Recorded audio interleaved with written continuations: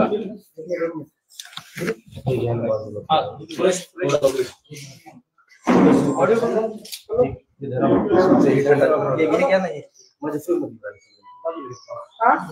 Hello, झाली बघा, check कर. एक मिनिट.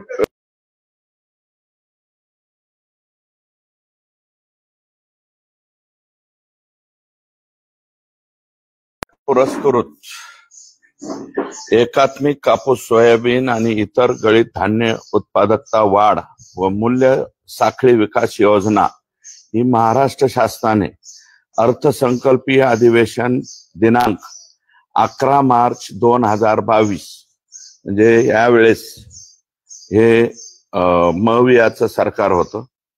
उपमुख्यमंत्री तथा वित्त मंत्री महाराष्ट्र राज्य यांनी या योजनेची घोषणा केली.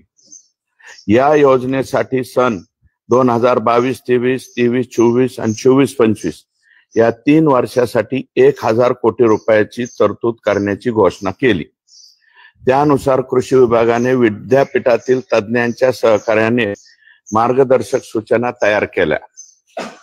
या योजनेत सोयाबीन व इतर गळीत, व्यवस्थित ऐका बरं, या योजनेत इतर गळीत धान्य आधारित पीक पद्धतीस चालना देऊन शेतकऱ्यांच्या उत्पादकतेमध्ये वाढ करणे, उत्पादकता वाढविणे, सोयाबीन व इतर गळीत धान्य पिकांच्या मूल्य साखळीत चालना देणे, काढणी पश्चात नुकसान टाळण्यासाठी साठवणूक सुविधा म्हणजे गोडाऊन वगैरे, साठवणूक सुविधा सायलो उपलब्ध करून देणे, नवीन तंत्रज्ञान शेतकऱ्यापर्यंत पोहोचविणे, दरातील चढ उतारापासून संरक्षण देण्यासाठी तारण योजने, शेतमाल तारण योजनेची सुविधा उपलब्ध करून देणे, विद्यापीठ, शासकीय संस्था, शेतकरी उत्पादक कंपन्या यांच्या मार्फत बीज उत्पादनाच्या पायाभूत सुविधा उपलब्ध करून देणे, प्रक्रिया व साठवणूक सुविधा उपलब्ध करून देणे, शेतकरी उत्पादक कंपन्यांच्या मूल्य साखळी बळकटीकरणासाठी अनुदान देणे,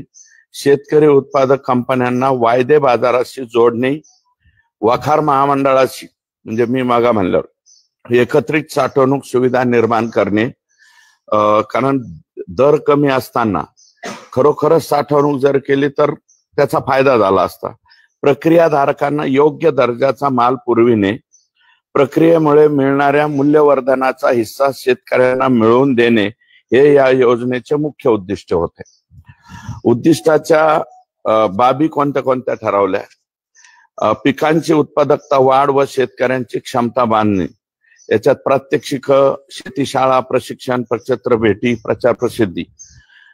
याच्यामध्ये कापूस 256 कोटी आणि सोयाबीन आणि अन्य तेलबिया 294 कोटी, असे 550 कोटी रुपये. आणि बियाणे साखळे बळकटीकरण हे फक्त कृषी विद्यापीठाला वगैरे देण्यासाठी कापसाला 15 लाख, सोयाबीनला 35 लाख, असे 35 लाख आलं, 15 कोटी आणि 35 कोटी असे 50 कोटी.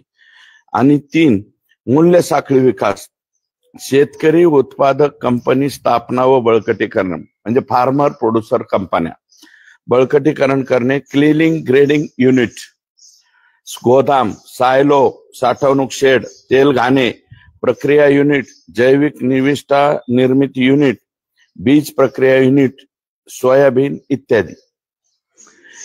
कापसाला 179 कोटी रुपये दिले आणि सोयाबीनला 221 कोटी रुपये, असे 400 कोटी, असे एकूण 1000 कोटी रुपये राज्य शासनाने मंजूर करून त्या ठिकाणी दिले.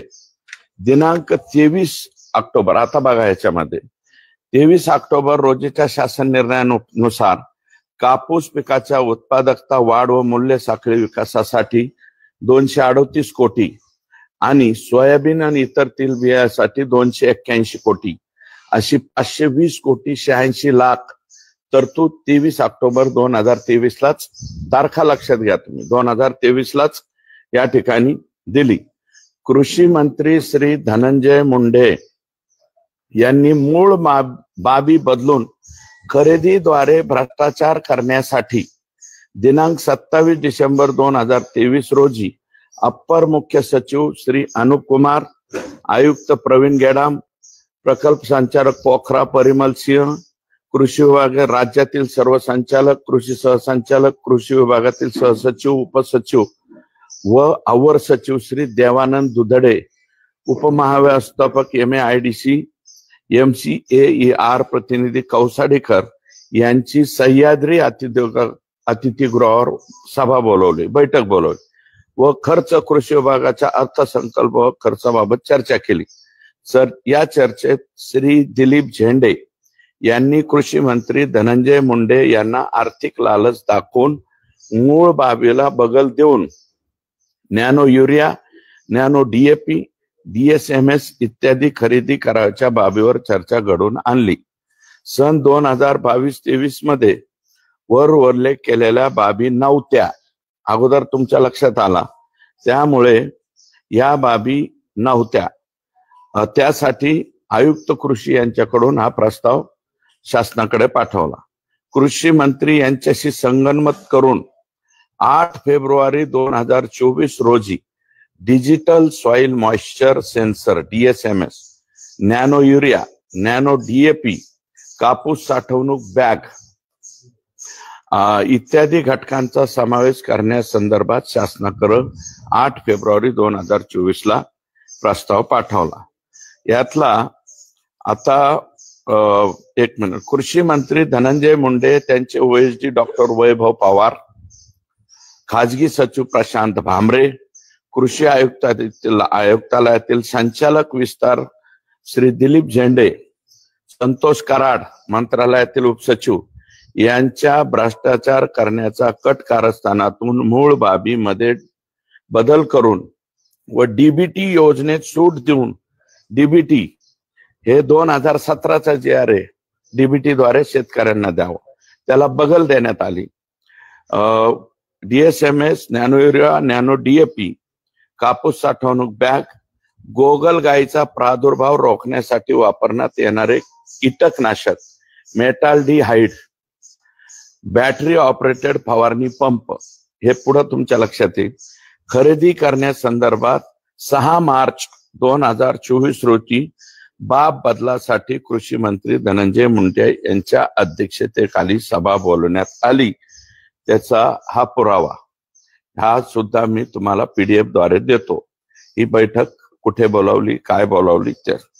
या सभेस प्रवीण गेडाम, डॉक्टर माधववीर, संतोष कराड, महेंद्र घाडगे, अवर सचिव कृषी, डॉक्टर प्रज्ञा मनोहर, अवर सचिव नियोजन, संचालक विस्तार प्रशिक्षण दिलीप झेंडे, तुम्ही हे नाव बरोबर येतात बघा, कृषी संचालक सुनील बोरकर, कक्ष अधिकारी नितीन शेळके हे अधिकारी मीटिंग करिता प्रत्यक्षात उपस्थित होते. या व्यतिरिक्त PR देशमुख, परभणी कृषी विद्यापीठ, डॉक्टर खर्चे, अकोला कृषी विद्यापीठ, डॉक्टर पाटील राहुरी कृषी विद्यापीठ व्हिडिओ कॉन्फरन्सिंग द्वारे उपस्थित होते. प्रवीण गेडाम आणि अनुप कुमार सुद्धा व्हिडिओ कॉन्फरन्सिंग द्वारे होते, प्रत्यक्षात हे उपस्थित नव्हते. याच मीटिंग मध्ये नियमबाह्य पद्धतीने शेतकऱ्यांच्या क्षेत्रीय कर्मचाऱ्यांची कसलीही मागणी नसताना, शेतकऱ्याची मागणी नाही, क्षेत्रीय अधिकाऱ्यांची मागणी नाही, कोणाचीही मागणी नाही नसताना वर उल्लेख केलेल्या ह्या बाबी देण्याचा निर्णय 6 मार्च 2024 ला माननीय मंत्री कृषी यांनी घेतला. दिनांक 12 मार्च 2023 रोजी अमुस अनुप कुमार यांना बदल करण्याच्या कार्यक्रमाबाबत कृषी आयुक्त प्रवीण गेडाम यांनी धनंजय मुंडे यांच्या सूचनेनुसार प्रस्ताव दिला. त्या प्रस्तावावर 12 मार्चलाच शासन निर्णय काढून तो लगेच निर्गमित, शासनाचं फास्ट काम किती आहे बघा. 12 मार्चला प्रस्ताव गेला कृषी आयुक्तालयाकडून आणि 12 मार्चलाच मंजुरी दिली. त्याचा सुद्धा संपूर्ण पुरावा बाब क्रमांक 2चा जो पुरावा आहे हा पुरावा PDF द्वारे मी देतो. त्याच दिवशी पाठवलेला प्रस्ताव, त्याच दिवशी निर्गमित झालेला शासन निर्णय क्रमांक 2. याच्यामध्ये कापूस म्हणजे बदल कसा केला बघा. डिजिटल सॉइल DSMS ला भौतिक ठरवलं 264, फक्त 10 लाख रुपये ठेवले, म्हणजे हे विद्यापीठाला वगैरे द्यायला. कापूस नॅनो DAP बर का, आणि हे कधी पात्या लागण्याची अवस्था आणि फुलोऱ्याची अवस्था, हे कधी मार्च महिन्यात. सोयाबीन मार्च महिन्यात असते का, काय संबंध. तर ह्याला 11.50 लाख भौतिक आणि पैसे दिले 69 कोटी, 169 करोड. कापूस नॅनो युरिया, कापूस पात्या लागण्याची अवस्था आणि फुलोऱ्याची अवस्था, डिसेंबर मध्येच कापूस संपतो. हे मार्च मध्ये चाललेला उद्योग, 12 मार्च.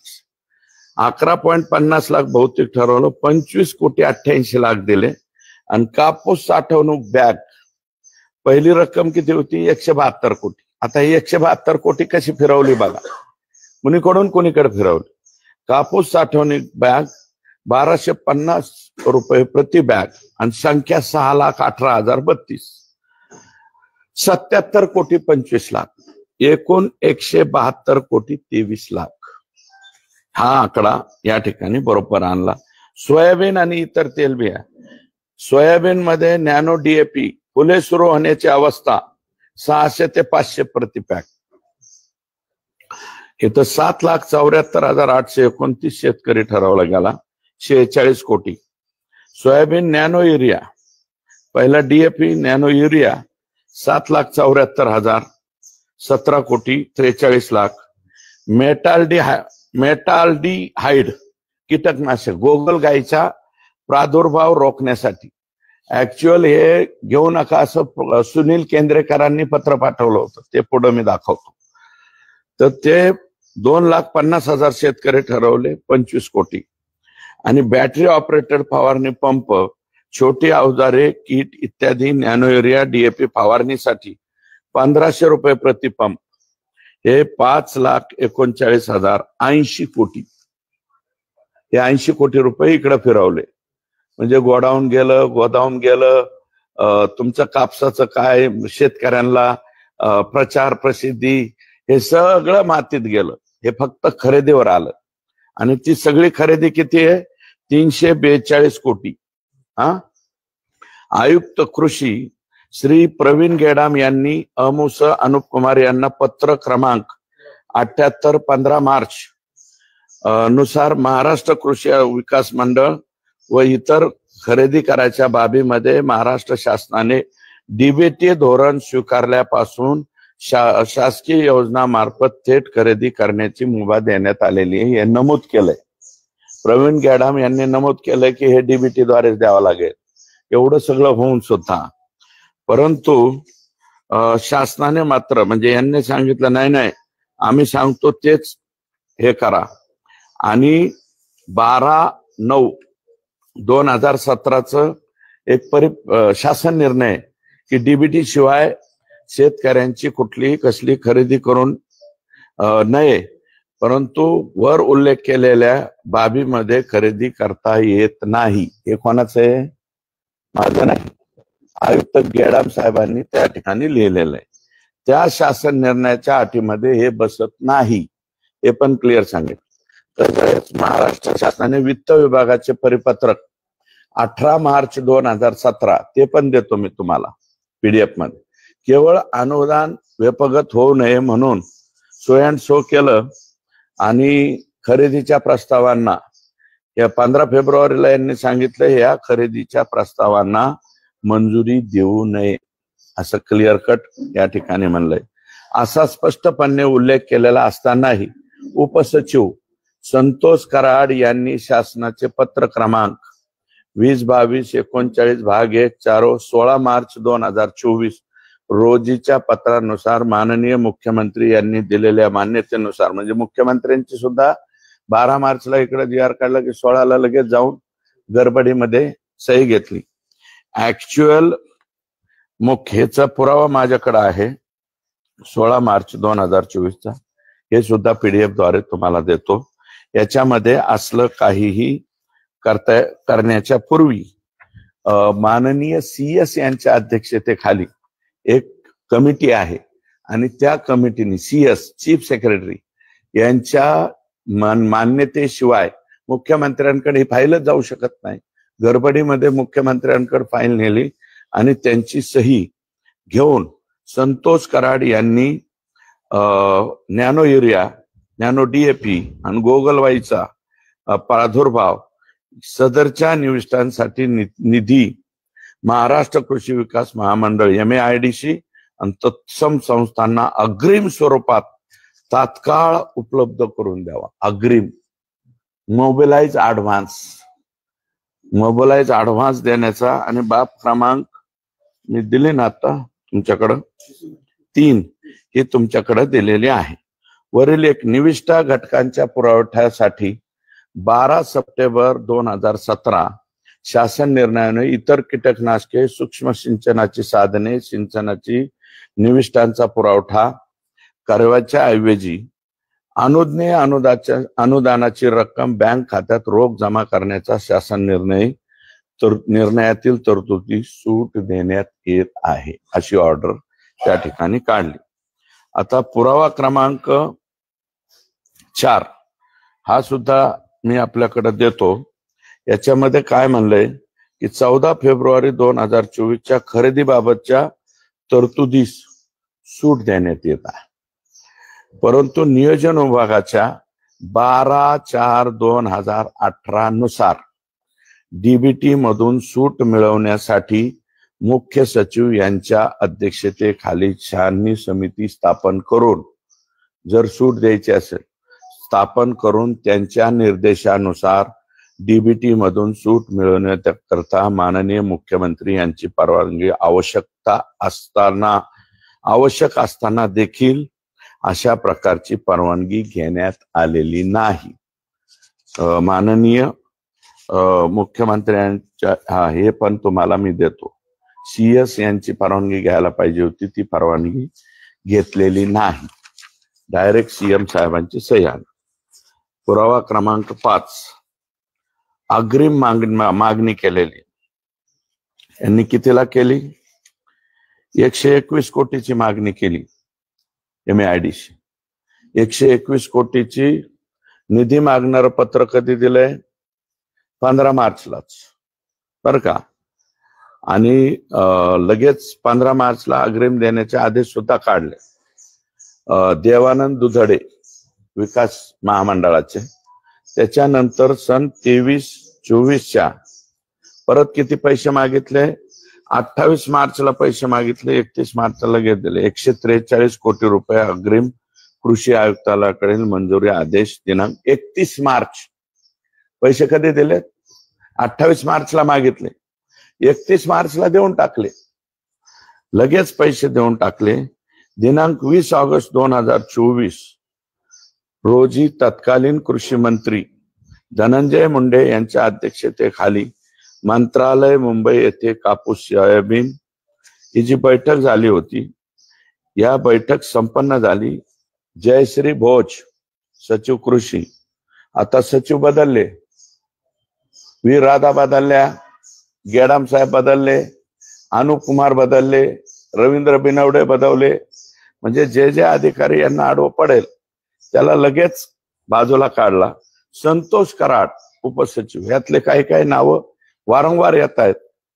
उपसचिव कृषी विनय कुमार आवटे, संचालक कृषी महेंद्र घाडगे, हे मंत्रालयातील कृषी मंत्री यांच्या समवेत व्हिडिओ कॉन्फरन्सद्वारे रवींद्र बिनवडे, सहसंचालक विस्तार सुनील बोरकर, राहुरी, अकोला, परभणी, हे सगळे उपस्थित होते.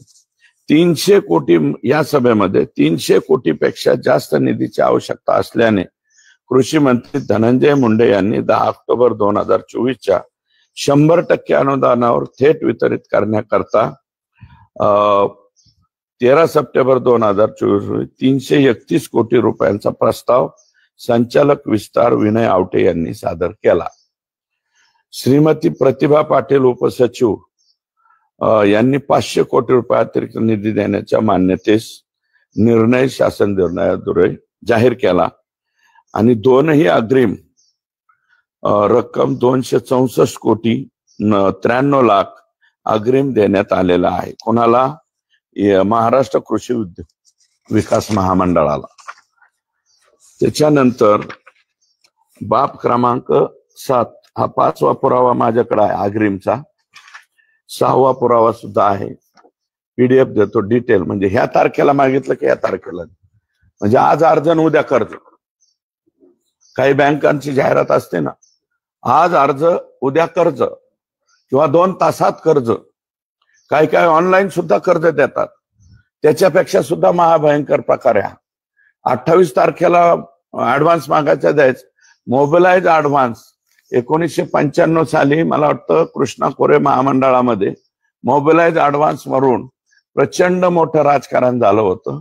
हे मोबिलाइज ऍडव्हान्स परत माननीय धनंजय मुंडे साहेबांनी आज अर्ज उद्या कर्ज या स्वरूपाने या ठिकाणी दिलाय.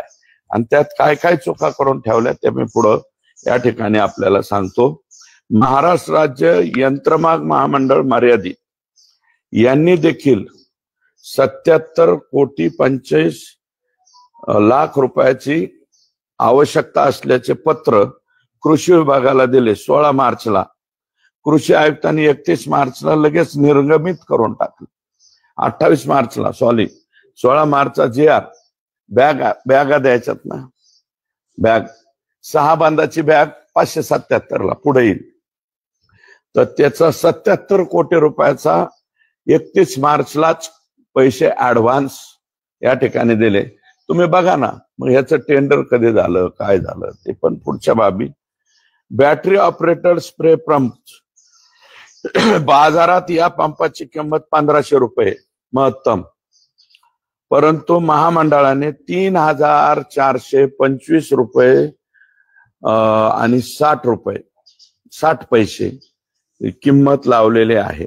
म्हणजे या बाबीमध्ये 45 कोटीचा भ्रष्टाचार झालेला आहे.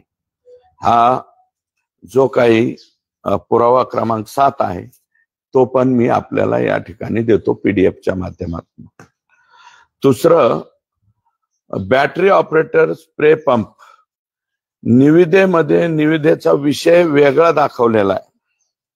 ही निविदेचा कागद. याच्यात काय दाखवलं, फक्त वरती कृषी गोडाऊन वगैरे ब्रँड असं नाव लिहिलं. टेंडर मध्ये ह्या बाबी टाकल्याच नाही, ह्या बाबी फार खाली टाकल्या. म्हणजे टेंडर काढताना सुद्धा अतिशय डोक्याने टेंडर काढलेला आहे. त्याचा पुरावा हा माझ्याकडे आहे. या टेंडर मध्ये नॅनो युरिया बॅग किंवा असा काही समावेश नाही. हे टेंडर काढताना सुद्धा कोणालाही काही कळू नये अशा पद्धतीचं हे टेंडर काढलेलं आहे. ठराविक लोकांना MAIDC ते चालवणारे अधिकारी, कृषी विभागातले काही ठराविक अधिकारी ज्यांच्या पोस्टिंगच्या आकडे मी तुम्हाला सांगतो, तुमचं डोकं चक्रावून जाईल, महाराष्ट्राचं सुद्धा डोकं चक्रावून जाईल अशा प्रकारची हा प्रयत्न केलाय. वेगळा विषय देऊन महाराष्ट्राची दिशाभूल करण्याचा प्रयत्न केलेला आहे. आणि factory premises and manufacturing agriculture institute under कृषी उद्योग ब्रँड असं टायटल दिलं आणि त्याची दिशाभूल करून टाकली. टायटल काय दिलं हे सुद्धा पीडीएफ तुम्हाला देतो मी. हे तुमच्या पूर्ण वाचल्याच्या नंतर लक्षात येईल, तमाम महाराष्ट्राच्या लक्षात येईल. कृषी मंत्री धनंजय मुंडे यांनी निविष्ठा खरेदीची बाब बदल करून एकूण MAIDC साठी 264 कोटी आणि यंत्रमाग महामंडळाकरता 77 कोटी असा एकूण 342 कोटी 19 लाखाचा निधी या ठिकाणी दिला. आता ही खरेदी, या खरेदीमध्ये नॅनो युरिया 112 रुपये प्रति किलो 500 मिली पॅक होता. घेताना किती घेतलाय, 220 रुपये. म्हणजे याच्यात 21 कोटी 26 लाखाचा भ्रष्टाचार. हे डायरेक्ट पैसे बाजूला निघाले. 21 कोटी 26 लाख. 2 नॅनो DAP 300 रुपये प्रति 500 मिली पॅक बाजारात मिळतो. यांनी घेतलाय किती, 590 रुपये. म्हणजे 300 रुपये 590 म्हणजे किती झाला, 10 रुपये कमी डबल. 10 रुपये कमी डबल. याच्यामध्ये 56 कोटी 56,76,00,000 रुपयाचं अलगत बाजूला काढले गेले. बॅटरीचे कम हात चलाकीत संचलित स्प्रे पंप 1,500 रुपयाला पाहिजे होता, हा घेतलाय 3,425 रुपयाला. आणि 45,53,00,000 रुपये इथेही बाजूला काढले. मेटाल्डिहाइड 480 रुपयाला प्रति किलो आहे बाजारात, घेतलंय किती? 1,275 प्रति किलो. 480 ची वस्तू केवढ्याला? 1,275. याच्यात 15,68,00,000. 139,23,00,000 अलगत बाजूला या ठिकाणी काढले गेले माननीय धनंजय मुंडे साहेब यांच्या नेतृत्वाखाली.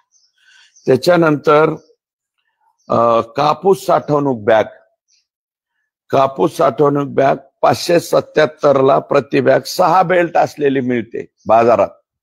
आणि त्याचे जे नागपूरचे विक्रेते आहेत त्यांनी तशा प्रकारची तक्रार दिली की मी 6 बेल्ट असलेली बॅग, कारण कापूस जर बॅग मध्ये भरायचा म्हणल्यावर इकडून पॅकिंग पाहिजे ना, ती केवढ्याला मिळते बाजारात? 577 रुपये. आदरणीय धनंजय मुंडे साहेब यांनी ती केवढ्याला घेतली? 1,250 प्रति बॅग, 1 बेल्ट असलेली. किती बेल्ट आहे? 1 बेल्ट. याच्यात 41,59,00,000 रुपये अलगत बाहेर काढले. ह्या सगळ्याची बेरीज केली तर 180,83,00,000 रुपये माननीय धनंजय मुंडे साहेब आणि त्यांच्या चमूने या ठिकाणी बाहेर काढले.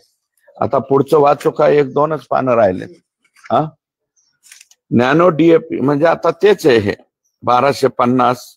भ्रष्टाचारास विरोध केल्यामुळे तत्कालीन अमुस अनुप कुमार, प्रधान सचिव व्ही राधा, प्रवीण गेडाम, रवींद्र बिनवडे यांच्या तडकाफडकी बदल्या करण्यात आल्या. अनुप कुमार यांची बदलीची सामान्य प्रशासन विभागाकडील नसती पाहिल्यास त्यांची बदली तत्कालीन कृषी मंत्री धनंजय मुंडे यांच्या तक्रारीवरून झाल्याचे अॅग्रोवनने लिहिलेले आहे. अॅग्रोवनला हा घोटाळा आलेला आहे. धनंजय मुंडे यांचे खाजगी सचिव प्रशांत भामरे, प्रक्रिया सांभाळणं, खरेदी प्रक्रिया सांभाळणारे डॉक्टर वैभव पवार, कृषी विभागाचे संचालक दिलीप झेंडे, त्यांचे तत्कालीन संचालक विस्तार व गुण नियंत्रण विकास षण्मुख पाटील, मंत्री कृषी यांना मोठ्या प्रमाणात मोबदला मिळवून देण्यासाठी तत्पर असणारे तत्कालीन कृषी सहसंचालक पुणे श्री रफिक नाईकवाडी हा सुद्धा यातला मेन ऍक्टर आहे. हे जे ऍक्टरच्या वरचे नाव आहे ना, म्हणजे ह्यात कोण अमिताभ बच्चन, कोण विनोद खन्ना, कोण धर्मेंद्र, कोण शशी कपूर, हे असे यातला रफिक नाईकवाडी सुद्धा मोठा लट ऍक्टर आहे. ज्यांनी भ्रष्टाचाराचा पॅटर्न धनंजय मुंडे आणि त्यांच्या कार्यालयातील भामरे आजही धनंजय मुंडेंबरोबर काम करतात. आणि पवार म्हणजे डॉक्टर वैभव पवार यांचे OSD, आताही मला वाटतं धनंजय मुंडे यांचे OSD आहेत. भामरे त्यांचे PS आहेत. समजावून सांगितला.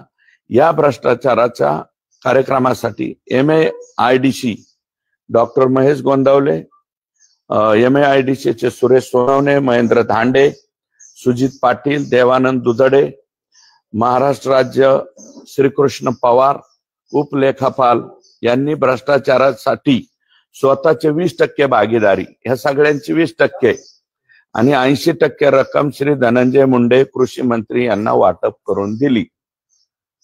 हे उघडपणे या ठिकाणी या चमूने फक्त सर्व कागदपत्रे रंगविलेले आहेत.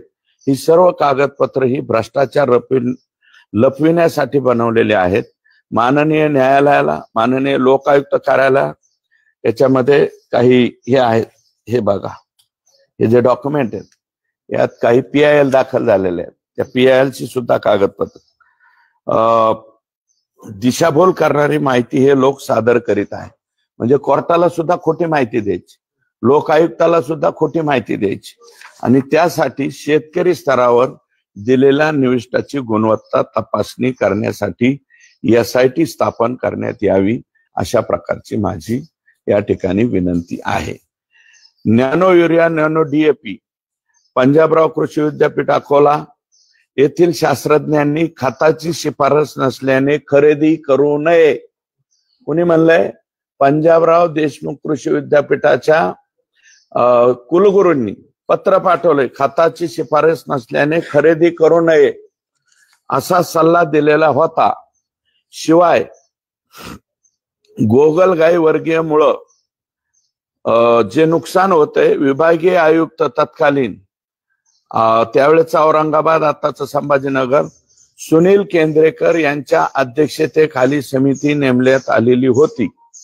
या समितीमध्ये नेहरकर, झवर, पटाईत व सर्व शासन परभणी कृषी विद्यापीठाचे आणि विभागीय कृषी संचालक छत्रपती संभाजीनगर, लातूर आणि सुनील केंद्रेकर विभागीय आयुक्त छत्रपती संभाजीनगर यांनी अहवाल दिला होता की गोगलगाईच्या नियंत्रणासाठी रासायनिक कीटकनाशकांचा वापर करू नये. कोणी दिलाय? सुनील केंद्रेकर हे आयुष्यभर नीट अँड क्लीन राहिलेले अधिकारी आहेत. त्यांनी काय अहवाल दिलाय? गोगलगाईसाठी हे कीटकनाशक वापरू नका, कारण त्यामुळं उपयुक्त म्हणजे मित्र किडे जे आहे, उपयुक्त कीटकाचा व त्यावर असलेले पक्षी, छोटे प्राणी यांच्यावर विपरीत परिणाम होऊ शकतो. तसेच शेळी, पक्षी, जनावरे इत्यादींना चुकून हे खाल्ल्यास त्यांचा मृत्यू होऊ शकतो. म्हणून मेटाल्डिहाइड ऐवजी प्रतिबंधात्मक, नियंत्रणात्मक उपाय व जैविक व्यवस्थापन असे सुचवूनही तत्कालीन कृषी मंत्री धनंजय मुंडे व त्यांच्या भ्रष्टाचारात सहभागी असणाऱ्या वर नमूद केलेल्या अधिकाऱ्यांनी त्यांचा सल्ला डावलून खरेदी करण्याबाबतचा आग्रह धरला. म्हणजे बघा, दोन अकोला म्हणते, परभणी कृषी विद्यापीठ म्हणते आणि विशेषतः सुनील केंद्रेकर साहेबासारखा अधिकारी म्हणतो की हे करू नका. त्याच्यात पुरा आता लॅब तपासणीसाठीचा हा निर्णय आहे.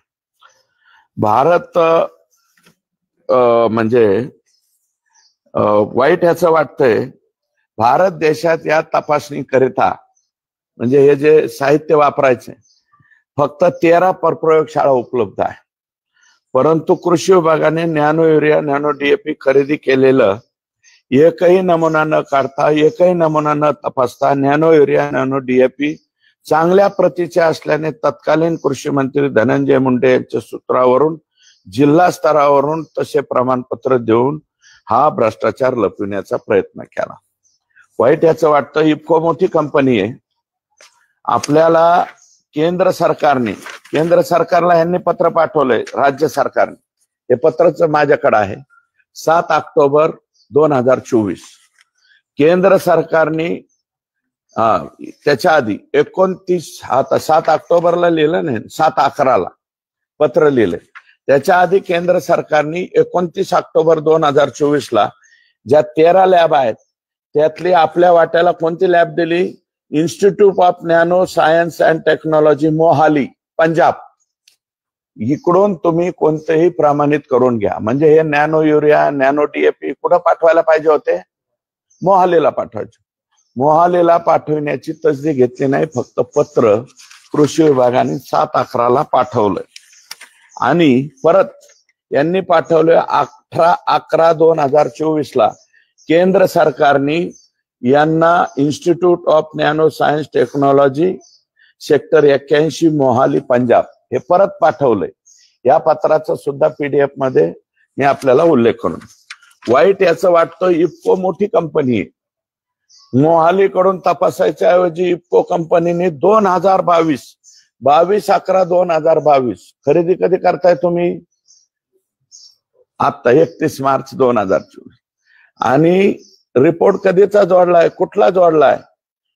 कालोल युनिट पोस्ट, कस्तुरी नगर डिस्ट्रिक्ट, गांधीनगर, गुजरातचा रिपोर्ट जोडलाय. गुजरातचा रिपोर्ट जोडण्याचं काय कारण आहे? तुम्हाला मोहाली, पंजाब जर इन्स्टिट्यूट दिली असेल, हे सगळ्या 13 इन्स्टिट्यूट केंद्र सरकारने ठरवलेलं आहे. केंद्र सरकारने सांगितलेलं आहे कापूस आणि सोयाबीनच्या बाबतीमध्ये तुम्ही काम करा. ह्या लॅब मधून तुम्ही तपासणी करून घ्या. एकाही लॅब मधून एकाही याची तपासणी करण्यात आलेली नाही. हे याचे पुरावे.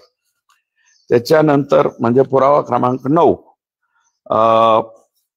बॅटरी ऑपरेटर स्प्रे पंपा करता स्वतः उत्पादन न करता MIDC मधील अधिकाऱ्यांना पैसे खाण्यासाठी, म्हणजे ते MIDC सुद्धा कोण दाखवायला, MIDC ह्याच अधिकाऱ्यांच्या बगलबाच्यांच्या नात्यागोत्याच्या ह्या कंपन्या आहेत. माझं तर म्हणणं आहे MIDCच्या खालच्या ज्या कंपन्या आहेत, प्रोड्युसर कंपन्या आहेत, या कोणाकोणाच्या कंपन्या आहेत हे एकदा तत्कालीन कृषी मंत्र्यांनी जाहीर करावं. त्याच्यानंतर मी त्यांचे संबंध कोणत्या राजकारण्याशी कोणत्या याच्याशी संबंध आहेत हे मी जाहीर करायला सुद्धा या ठिकाणी कमी करणार नाही. त्याच्यानंतर कापूस साठवणूक बॅगेच्या बाबतीत अत्यंत निकृष्ट दर्जाची बॅग दिली, ज्याचा उपयोग साठवणुकीसाठी होऊ शकत नाही. बरं का, या बॅगला एकच बेल्ट आहे आणि याच कोणी तक्रार दिलेली आहे, नागपूर नॅनो युरिया आणि DAP खरेदी केलं, एकच बेल्ट असल्याने जर बेल्ट तुटला तर शेतकऱ्याचं अतोनात नुकसान होणार आहे. तुम्ही जरा शेतकऱ्यांना पण विचारा ना, ही बॅग कशी आहे काय आहे. आम्ही बडबड करतोय म्हणून. नागपूर येथील केंद्रीय कापूस संशोधन केंद्राने 577 रुपयाची ही बॅग, ज्याला 6 बेल्ट आहेत, पुरुषोत्तम हिरुडकर यांचं नाव काय, पुरुषोत्तम हिरुडकर नामक उत्पादकाकडून घेतलेली होती नागपूरच्या लोकांनी. पुरुषोत्तम हिरुडकर यांनी या उत्पादकाने शासनाकडे या बॅगच्या निकृष्ट दर्जाबाबत व किमतीबाबत तक्रार केलेली आहे. आणि सगळ्यात हाईट आहे. ह्या कागद मी तुम्हाला दाखवतो, हा सुद्धा PDF मध्ये किंवा WhatsApp वर तुम्हाला देतो. भारतीय जनता पार्टीची मातृसंस्था असलेल्या राष्ट्रीय स्वयंसेवक संघाच्या शेतकऱ्यांसाठी काम करीत असलेल्या भारतीय किसान संघ यांनी दिनांक 26/5/2024 रोजी पत्र दिलंय. कोणाला? तत्कालीन माननीय उपमुख्यमंत्री देवेंद्र फडणवीस आणि आत्ताचे मुख्यमंत्री. 27 तारखेला त्यांनी 69-95-685 नंबर सांगतो, आउटवर्ड नंबर. हे तर काय लिहिलंय साहेबांनी, तपासून तात्काळ अमोस कृषी तपासून तात्काळ कार्यवाही करावी, असं पत्र आत्ताचे मुख्यमंत्री देवेंद्रजी फडणवीस, म्हणजे फडणवीस साहेबांकडे कोण कोण गेलंय हे? नाना आखरे, भारतीय किसान संघ अखिल भारतीय कार्यकारिणी सदस्य, रामराव गोमाशे, नागपूर जिल्हा कार्यकर्ता, दिलीप ठाकरे, प्रांत प्रचार प्रमुख, भारतीय किसान संघ विदर्भ प्रांत. आता हे जे माणसं आहेत हे छोटे माणसं नाहीत ना, भारतीय किसान संघाचे प्रमुख माणसे. यांनी तक्रार काय केली? शेतकऱ्यांना मिळणाऱ्या वस्तूमध्ये लाभार्थ्यावर अन्याय, लाभ बँक खात्यावर जमा करण्याच्या म्हणजे DBT करण्याऐवजी परस्पर वस्तू खरेदीमध्ये भ्रष्टाचार व त्यात लाभार्थी शेतकऱ्यांची संख्या कमी करणे म्हणून हे पत्र दिलेलं आहे. हे कोणाचं पत्र आहे? भारतीय किसान संघाचं, म्हणजे भाजपाची मातृसंस्था असलेला RSS. बहुतेक मला वाटतं RSS मोदी साहेब सुद्धा डावलत नाही आणि आमचे मुख्यमंत्री त्यांची इंडोर्समेंट आहे. आणि हे पत्र मी जबाबदारीने सांगतो, अधिकाऱ्याने मला सांगितलंय, माझं नाव घेऊ नका. अधिकाऱ्याच्या समोर माननीय आका वाल्मिक कराड यांनी हे पत्र टराटरा फाडलेलं आहे, फाडून फेकून दिलं हे पत्र. मी आज कृषी आयुक्तालयाला चॅलेंज करतो, त्यांच्याकडे हे पत्र आहे का? त्यांच्याकडे हे पत्र नाहीये. मी जे हे दप्तर तपासलंय ना, 4,000-4,500 पानं, याच्यामध्ये कुठेही हे पत्र नाही. हे पत्र मला जिथून उपलब्ध व्हायचं तिथून झालेलं आहे. मी कुठून केलंय ते, पण माझं मीडियाला विनंती, हे पत्र तुमच्याकडे आहे का? एवढं कृषी आयुक्ताला आला. आत्ताचे कृषी आयुक्त कोण आहेत? नवीन आले. मला वाटतं काय नाव आहे त्यांचं, तर जे कोणी आले असतील ते सूरज आलेले आहेत. त्यांना सूरज मांढरे साहेब तिथं आले. त्यांना हे पत्र आहे का? म्हणजे RSSच्या भारतीय किसान संघाचं पत्र हे आका जे आता आतमध्ये आहेत गेलेले आहेत, त्यांनी हे टराटरा पत्र फाडून टाकलेलं आहे. आणि हे पत्र मग आकाच्या आकाला विचारलं असेल ना, फाडून टाको का? मग फाडून टाको म्हणलं तर मग देवेंद्र फडणवीस साहेबांना याचं उत्तर द्यावं. माझं मत आहे महाराष्ट्राला म्हणजे फडणवीस साहेबांचं पत्र फाडण्याची हिंमत ही फडणवीस साहेबांचं आणि RSSच्या संघाचं पत्र, भारतीय किसान संघाचं पत्र. आणि हे त्यांच्या कधी लक्षात आलंय? 26/5/2024 अगोदरच लक्षात आलंय की हे असं या ठिकाणी केलंय. वर उल्लेख केलेले सर्व अधिकारी आणि महाव्यवस्थापक, उपमहाव्यवस्थापक इत्यादी अधिकाऱ्यांनी आपसात केलेले संवाद तसेच ठेकेदार यांच्याबरोबर केलेल्या वार्तालापाची माहिती घेण्यासाठी सर्वांच्या भ्रमणध्वनी कार्यालयातील तसेच वैयक्तिक मोबाईल CDR रिपोर्ट मागविण्यात यावेत. त्यांची नार्को टेस्ट करण्यात यावी. यावरून हा भ्रष्टाचार सिद्ध होण्यास मदत होईल असं माझं मत आहे. या भ्रष्टाचाराच्या संदर्भात बरं का, कृषी आयुक्त, कृषी सचिव कागदपत्र मी सगळे उपलब्ध करून घेतलेत. आता हे गठोडं CBI, ED, anti corruption department Maharashtra म्हणजे ACB महाराष्ट्र, माननीय मुख्यमंत्री किंवा माननीय राज्यपाल, केंद्र सरकार यांच्याकडं सविस्तर पुराव्यासह तक्रार दाखल करणार आहे. माझ्याकडे हे सगळं भाड आहे, मी तुम्हाला सुद्धा शेअर करतो. या व्यतिरिक्त कृषी मंत्री धनंजय मुंडे यांनी केलेल्या बदल्या आणि पदोन्नत्या या प्रक्रियेमध्ये सुद्धा 100 कोटी रुपयाचा भ्रष्टाचार केलेला आहे. त्या भ्रष्टाचाराचे आकडे माझ्याकडे आहेत, पण आता हे 2 पान आहेत, वाचू का? अधिकाऱ्या व्हायचे मजक्या सांग. कृषी विभागात कृषी सहाय्यक 60,000, त्यामध्ये 20,000चा वाटा कृषी मंत्री, उरलेले 40 विभागीय कृषी संचालक. कृषी पर्यवेक्षक 1.5 लाख, रेट 1.5 लाख. म्हणजे निविदा लिहिलंय बरं का, याच्यात निविदा रक्कम, हे माझ्याकडे कागद आहे, याच्यात काय लिहिलंय संग्रामजी, आणि निविदा रक्कम लिहिलंय. हे कागद मी तुम्हाला हा सुद्धा शेअर करतो, माझ्याकडे आहे. कृषी पर्यवेक्षक 1.5 लाख, 40 वाटा मंत्र्यांकडे, धनंजय मुंडेंकडे, उर्वरित कृषी संचालक म्हणजे इतर असते. कृषी अधिकारी 3 लाख. क्षेत्रीय मंडळ बदलीचा रेट होता कृषी अधिकाऱ्यांचा, ते संपूर्णपणे धनंजय मुंडेकडे यांच्याकडे जात होते पूर्ण. कार्यालयीन कृषी अधिकारी हे रेट कार्ड हे कोणाकोण सापडलंय? त्यांच्याच हाताखालच्या काम करणाऱ्या लोकांकडून सापडलंय मला. भामरे, पवार आणि त्यांचे जे संतोष कराड यांच्याकडनंच हे रेट कार्ड माझ्याकडे सापडलेलं आहे.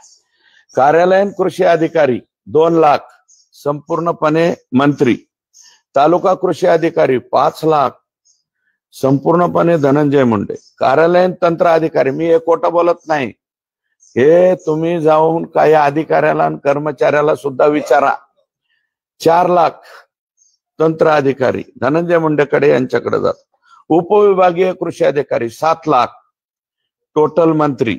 कृषी उपसंचालक 5 लाख, डायरेक्ट मंत्री. जिल्हा अधीक्षक कृषी अधिकारी 9 लाख कमीत कमी, आणि जास्तीत जास्त 30 लाख. जिल्हा व योजनांची जिल्हा आणि योजनांची उपलब्धता म्हणजे कोणत्या जिल्ह्याला किती माल आहे हे तपासून हा दर ठरविला जात होता. संपूर्णपणे धनंजय मुंडे यांच्याकडे जात होते. विभागीय कृषी संचालक ठाणे विभागाकरिता, हे जरा त्यांचे प्रेमाचे आहेत बरं का, कोण होते ते नाव आहे माझ्याकडे, ते नाव बी तुम्हाला मी शिडी देतो. 80 लाख ठाणे विभागाकरता. पुणे आणि नाशिक, कोल्हापूर आणि छत्रपती संभाजीनगर 60 लाख. अमरावती विभाग 40 लाख, नागपूर विभाग 40 लाख, संपूर्ण वाटा कृषी मंत्री यांच्याकडे जात होता.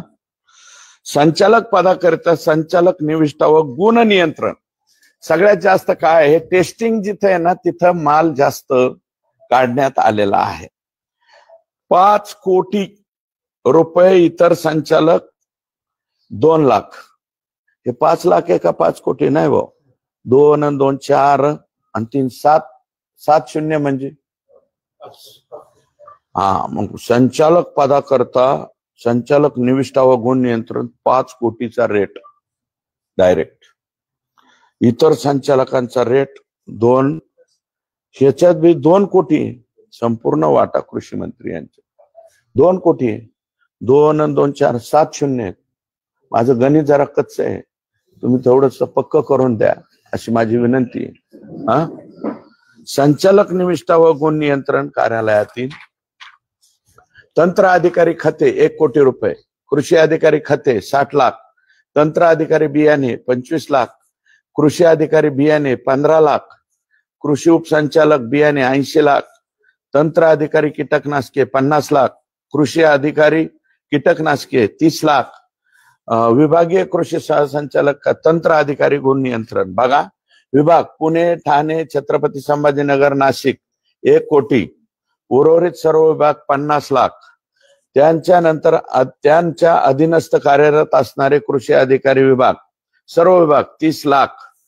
जिल्हा गुणवत्ता नियंत्रण अधिकारी पुणे, छत्रपती संभाजीनगर, नाशिक, जळगाव, नांदेड, कोल्हापूर, जालना, यवतमाळ जिल्ह्याकरता 60 लाख. नागपूर विभागातील गुण नियंत्रण अधिकारी जिल्हा स्तरावरील 10 लाख. अमरावती, मराठवाडा, कोकण, ठाणे इतर जिल्ह्यासाठी 25 लाख. पुणे, नाशिक व कोल्हापूर विभागातील इतर जिल्ह्यांसाठी 40 लाख. इतर कोणत्याही पदासाठी कुटुंबाजवळ राहण्यासाठी म्हणून मंत्री स्तरावर होणाऱ्या बदल्यांमध्ये कमीत कमी 2,50,000 रुपये. जर कृषी खात्यातल्या कोणाला आपल्या कुटुंबाच्या किंवा तालुक्याच्या गावात जायचं असेल, जिल्ह्याच्या गावात जायचं असेल तर त्याचा रेट 2.5 लाख रुपये होता. पदोन्नती प्रक्रियेतील ज्या अधिकाऱ्यांच्या चौकशा सुरू आहेत ऐका, त्या अधिकाऱ्यांच्या चौकशा बंद करण्यासाठी कमीत कमी 25 लाख ते 1 कोटी रुपये एवढे घेतले जात होते. आणि हे फाईल वरून लक्षात येईल. मी त्या फाईली आणि हे सुद्धा सगळं जाहीर करील असं माझं मत आहे. सर्व अधिकारी कर्मचारी यांच्या बदल्या पदोन्नत्यांच्या नसती यांची पाहणी आणि अभ्यास केला असता 70 ते 80% बदल नागरी सेवा मंडळाच्या शिफारशीशिवाय केलेल्या आहेत. नागरी सेवा विकास मंडळ म्हणजे माहिती आहे ना, सरकारने काय केलेलं आहे की हा जो बदली अधिनियम झालेला आहे तो सगळ्यात खाली अगोदर अधिकाऱ्यांनी करायचा आणि नंतर मंत्र्याकडे. 70 ते 80% हे बघितलेलं नाही, 20% सुद्धा पाहिलेलं नाही. सर्व बदल्या व पदोन्नतीमध्ये तत्कालीन कृषी मंत्री धनंजय मुंडे, प्रशांत भामरे, रविकिरण पाटील यांनी कृषी आयुक्तालय स्तरावरील संपूर्ण महाराष्ट्रात ठराविक एजंटची नेमणूक केली होती. प्रशांत भामरे व रविकिरण पाटील यांचे CDR परत भ्रमण दूरध्वनी CDR रिपोर्ट, कार्यालयातील दूरध्वनी तसेच व्हॉट्सअपवरील कॉल संबंधित कंपनीकडून माहिती मागविल्यास सर्व एजंटची नावे बाहेर पडतील आणि त्यानुसार ठरवलेली दरसूची सुद्धा बाहेर पडेल. या बदल्यांसाठी सुद्धा SIT चौकशी करावी, कारण हा किंवा ED कडे पाठवा 100 कोटीपेक्षा अधिकच्या रकमेचा हा भ्रष्टाचार या ठिकाणी आहे. याच्यात एकच शेवटचं वाक्य वाचून दाखवतो. हे बदल्याचे रेट कार्ड मी सांगितलं. एक वाक्य माझ्याकडे आलं, निविदेची रक्कम अंतिम करताना कृषी मंत्र्याच्या मर्जीतील खाजगी सचिव श्री भामरे, श्री रविकिरण पाटील, श्री वाल्मिक कराड, म्हणजे वाल्मिकांना आम्हाला वाटत होतं की जिल्ह्याचेच बाप आहेत. ते म्हणले ना जिल्ह्याचा बाप कोण आहे, आमच्या जिल्ह्याचा बाप वाल्मिकांना. आम्हाला वाटत होतं आमच्या जिल्ह्याचाच बाप आहे, पण हे निविदा ठरवण्याच्या ह्याच्यात बी बाप गेला. तिथं वाल्मिकांना कराड, श्री नागरगोजे तसेच कृषी खात्यातील एक कृषी सहसंचालक, एक अधीक्षक कृषी अधिकारी व एक कृषी उपसंचालक, तसेच ठाण्याचे विभागीय गुणवत्ता नियंत्रक. ठाण्यावाल्यावरती जास्त म्हणजे ठाणे म्हणजे कसं काय तिथं गेलाय काय कळा ना बाबा. त्यांचं आणि धनंजय मुंडेंचं कसं जमलं काय, या लोकांनी जमवलं काय. तज्ञ समिती आर्थिक निकषाकरिता बैठकीकरिता बसेल. या तज्ञ समितीचे सदस्य जर वाल्मिकांना कराड असतील तर मग धनंजय मुंडे साहेब तुम्ही या तज्ञ समितीचा अध्यक्ष सुद्धा स्वतः राहायच्या ऐवजी वाल्मिकांना कराडलाच केला असेल ना, हे याच्याहून दिसतंय. बसेल त्यानंतरच निविदा अंतिम केले जातील. काय वाल्मिकांनाच्या अध्यक्षतेखाली निविदा अंतिम केल्या जातील. निविदा अंतिम केल्यानंतर कोणतीही तक्रार ऐकून घेतली जाणार नाही. आका आले. आका म्हणजे आका फक्त बीड जिल्ह्यापुरते नव्हते. गोविंदजी आकांचं कार्यक्षेत्र संपूर्ण महाराष्ट्र होतं. तेव्हा माझी विनंती आहे की माननीय धनंजय मुंडे साहेब तुम्ही त्या माय माऊली कोण आहेत त्या दमानिया ताई, त्यांना दमानिया म्हणता, अजून काय काय म्हणता, अर्धवट डोकं अर्धवट, हे पूर्ण डोकं वापरून मी हे केलं. कृपया माझ्या प्रश्नाची उत्तरं द्या आणि कागदावर लढा आता चालू होऊ द्या. तुमचा लढा चालू होऊ द्या. माझ्यावरती तुम्हाला कोणता खटला दाखल करायचा आहे बदनामीकारकचा, तो खटला तुम्ही दाखल करा. बदनामी 100 कोटीचा करा, 200 कोटीचा करा. माझ्याजवळ तर एवढं नाहीये काही, परंतु जेवढा करायचा आहे तेवढा करा. मी ह्याच्यात माघार घेत नाही बरं का. आणि तुम्ही अंजली दमानिया ताईंनी मला वाटतं हे सगळं सांगितलेलं आहे. फक्त त्यांना याचे डिटेल्स माझ्याकडे जेवढे आलेले तेवढे डिटेल्स नव्हते. हे एवढं माझं झालं. आता तुम्हाला काय विचारायचं असलं तर विचारा.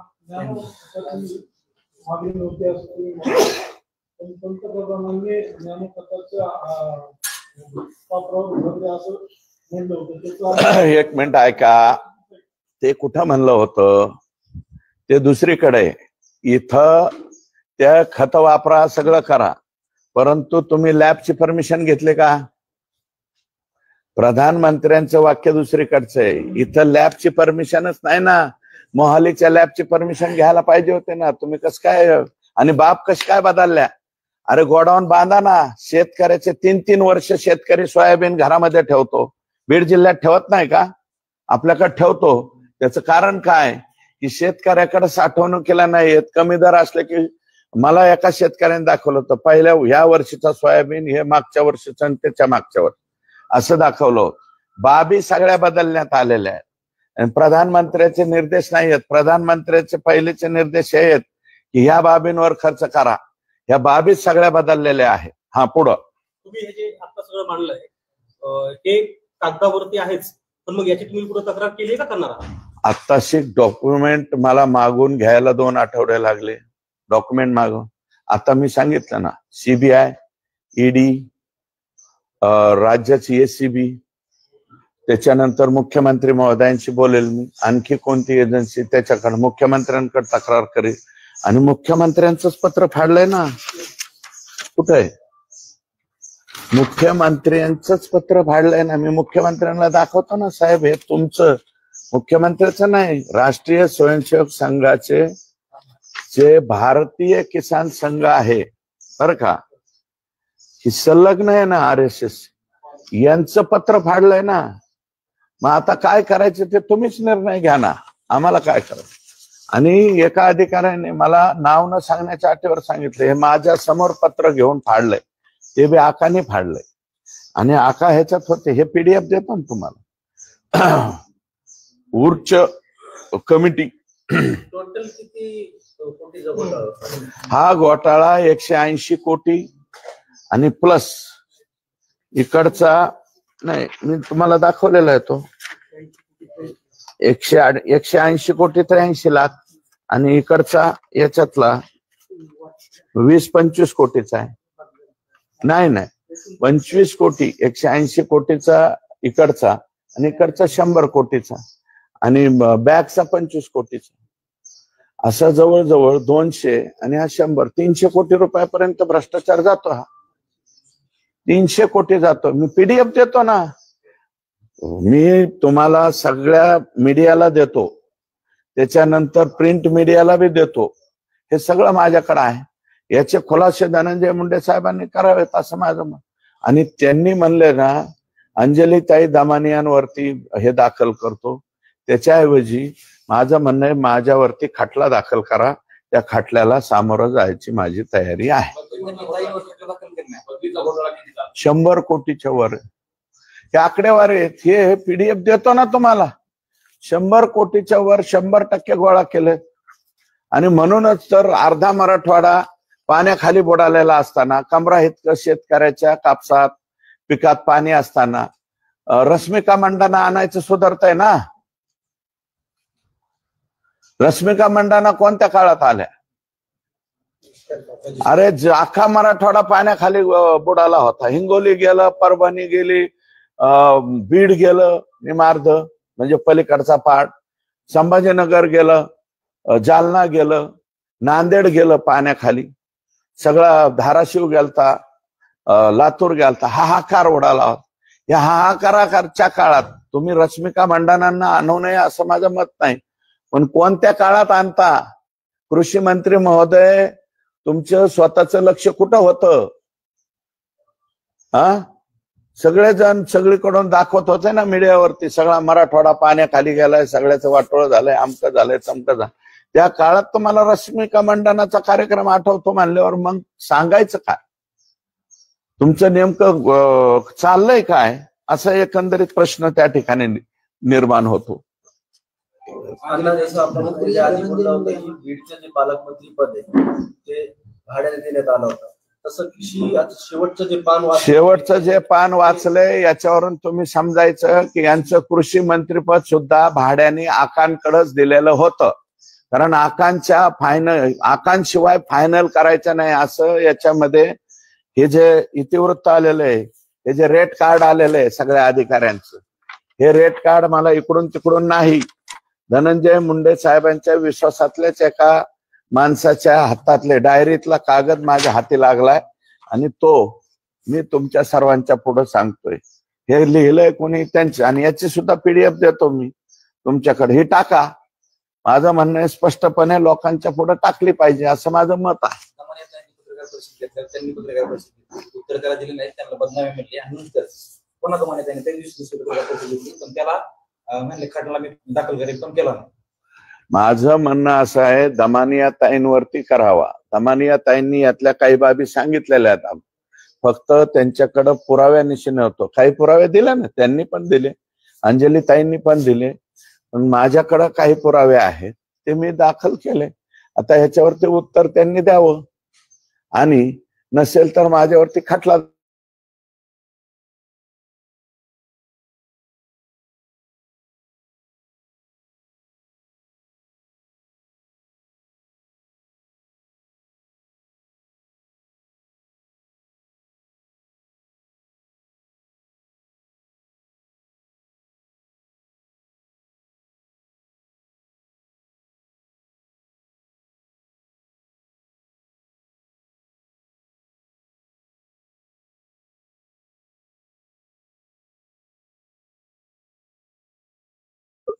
जे स्वतः डीलरच आहेत, त्याच्यामुळे ते मला वाटतं जेलात सुद्धा जाऊन आले. त्यांनी सुरेश धस बद्दल डील हा शब्द वापरणं हे पटत नाही.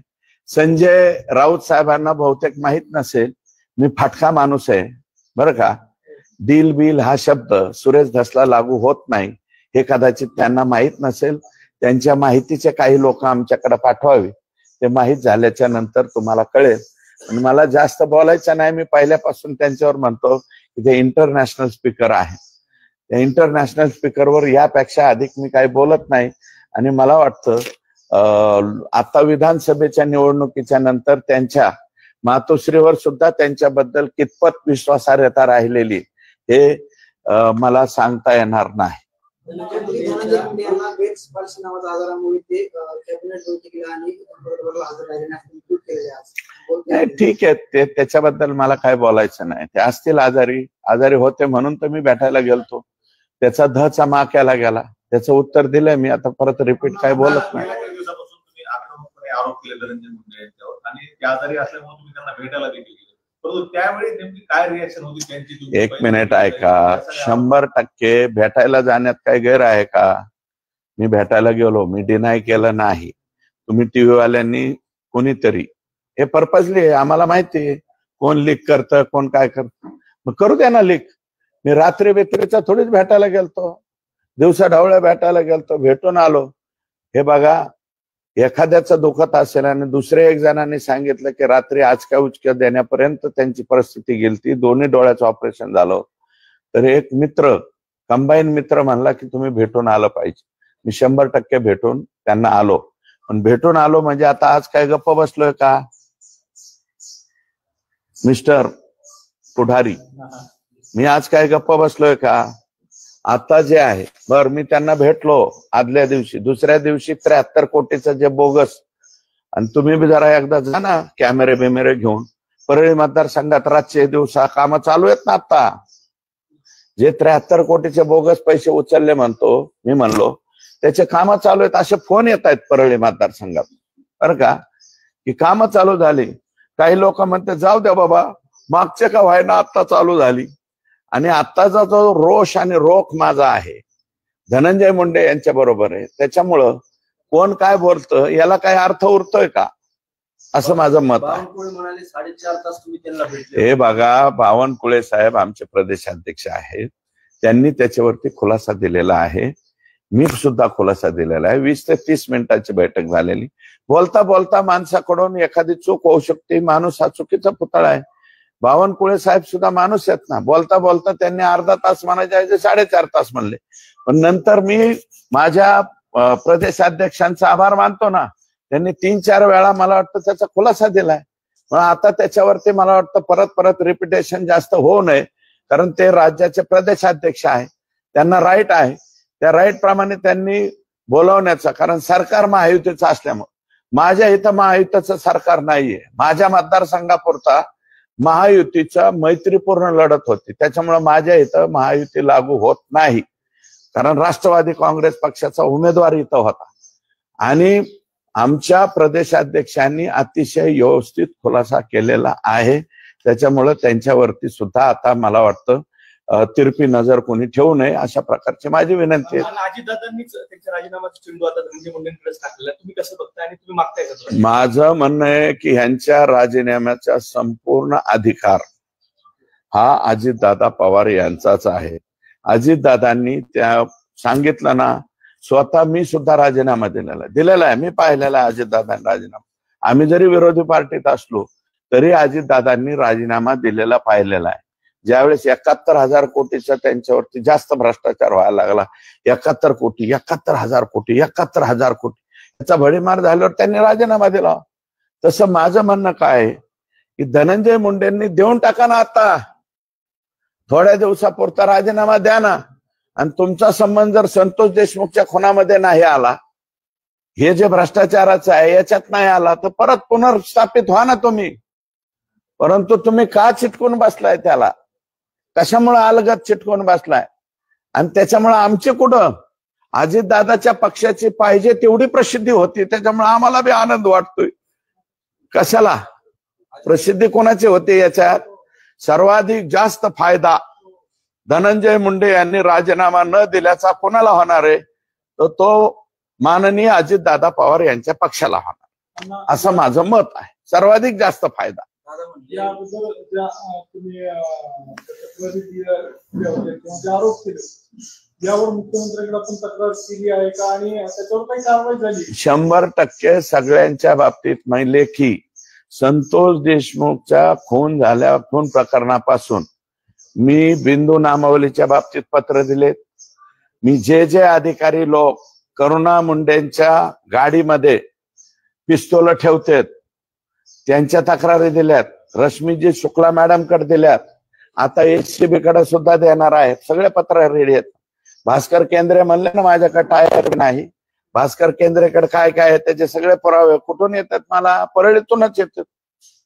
मग ते सगळे जोडून देतो ना आता एसीबी कडे. सचिन सानप, अजून एक बरेच आहेत ते. आणि हे खासदाराची चड्डी काढणारा ते बदली होऊन गेलेला कोण? ते गणेश गर्जे मुंडे, गणेश मुंडे. मला एक सांगा, खासदार राष्ट्रवादी काँग्रेस पक्षाच्या शरद पवार साहेबांच्या पक्षाचा असो, पण मेंबर ऑफ पार्लमेंट आहे ना, मेंबर ऑफ पार्लमेंटची चड्डी काढतो म्हणजे काय वाक्य आहे ते? हे माज कशाचा आहे? ही मस्ती कशाची? आणि मग ह्या असे 300 कोटी रुपये मिळाल्यावर आणि त्याच्या आकाच्याच हातात सगळं काय असल्यामुळं मग संतोष देशमुख सारखे नाही होणार, महादेव मुंडे सारखे प्रकरण नाही होणार, तर काय होणार आहे? आणि स्वतःच्या मतदारसंघात माननीय धनंजय मुंडे यांचं काय लक्ष आहे? हे राजस्थानी मल्टीस्टेट का काय आहे? याच्यावर FIR झालेला आहे. कधीचा आहे हा? 2024चा FIR आहे. 20,000 लोकांच्या ठेवी अडकल्या, 300 कोटी रुपयाच्या ठेवी बुडाल्या. 15 महिने झालं. फक्त चेअरमन अटक आहे. कोण चेअरमनचं नाव काय? बियाणी एकटाच अटक. बाकी सगळे संचालक फरार आहेत. कस काय फरार राहतात धनुभाऊ? म्हणजे महादेव मुंडेला मारणारे माणसं 15 महिने 16 महिने फरार. 300 कोटी रुपये, ह्या 300 कोटी पैकी 250 कोटी रुपये हे फक्त आणि फक्त परळी तालुक्यातल्या लोकांचे आहेत. त्या 250 कोटी रुपयांच्या ठेवी थांबल्या. जवळजवळ 5-6 लोक स्वतःचा जीव सोडून दिलाय त्यांनी. याच्याकडे बघायला धनंजय मुंडेला लक्ष नाही. हे जे 15 महिन्यापासून, मी आता SP-ना बी बोलणार आहे, IG-ना बोलणार आहे, 15 महिन्यापासून संचालक फरार कस काय राहू शकतात? हे जे फरार, आणि एक शाळा आहे जणू ह्या चमूच कॉलेज आहे, शाळा आहे, तिथून पैसे पुरवले जातात कोणाला? फरार आरोपींना. हे पोलिसांना सापडत नाही परळीतल्या किंवा बीड जिल्ह्याच्या पोलिसांना कस काय सापडत नाही? हे फक्त चेअरमन, ते जे काय नाव त्यांचं, बियाणी साहेब एकटे स्वतः जाऊन बसलेत, बाकीचे सगळे फरार. अरे काय तारा माणसाने, बीड जिल्ह्यातल्या माणसांनी जगायचं कसं हे सांगा ना मला तुम्ही. इकडं 5,000 कोटीला अडकलेत ज्ञानराधा, जिजाऊ, या मल्टीस्टेट. अजून एक कोणती लई येत महासाहेब यात. अरे ह्यांना लाजा वाटत नाही. जिजाऊंचं नाव देतात, महासाहेबाचं नाव देतात, ज्ञानराधा. अरे हे ज्ञानराधाचा हे कुठे? स्वतःच्या बायकोला 3-3 आणि 5-5 गाड्या बॉडीगार्ड लिहायला. गाडीच्या खाली उतरताना खुर्ची का काय ठेवायची, ते बारकी स्टूल, मग गाडीच्या खाली उतरायची यांची बायको. अशा पद्धतीचे वागलेत लोक हे. आणि ह्याचं कर्ज कोणी उचललंय?